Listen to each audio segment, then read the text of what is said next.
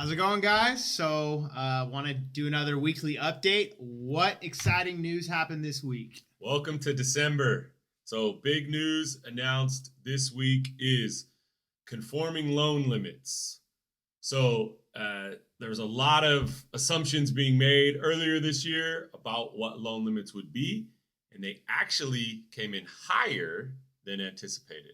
Yes. So we saw a 12%, over a 12% increase. And now our new conforming loan limit, I had to write these down because I wanted to get them right, is $726,200.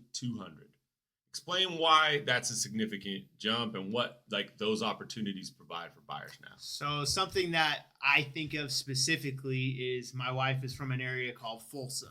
So Folsom's prices are around the $750,000, $800,000 mark. So now that opens up the possibility so a buyer can go into a market like Folsom where the average price is about $750,000 and they can buy around a $750,000 house and put 3% down.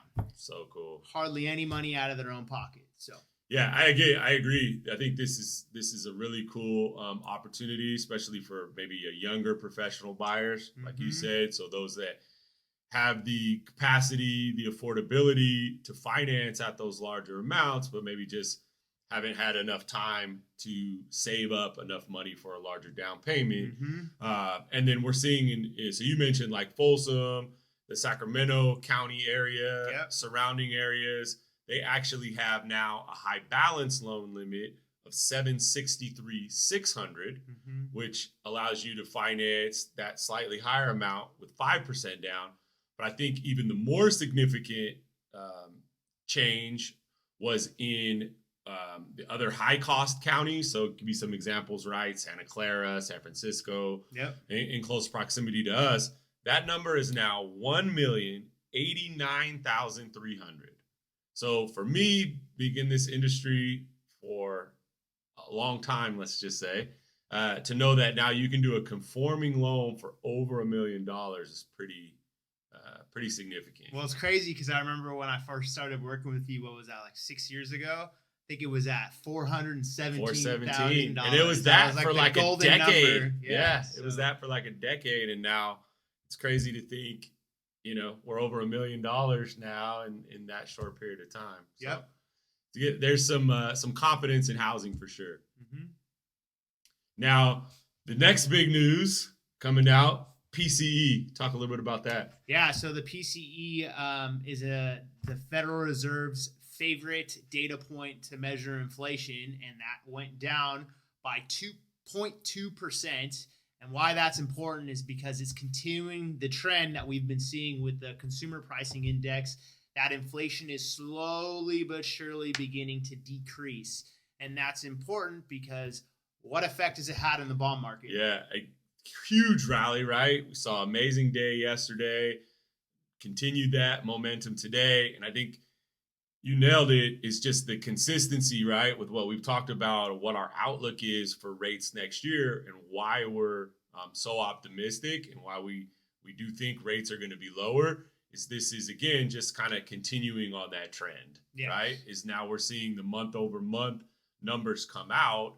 And that's, again, showing that decrease from last year's time to this year in that month over month number. And then in addition to that, right, we had Chairman Powell get on and talk a little bit about upcoming Fed meetings, and he has some pretty significant statements. Yes. So he began identifying that the Fed funds rate hikes are beginning to take a firm hold on the economy, and the economy is beginning to slow down, and that inflation is beginning to go down.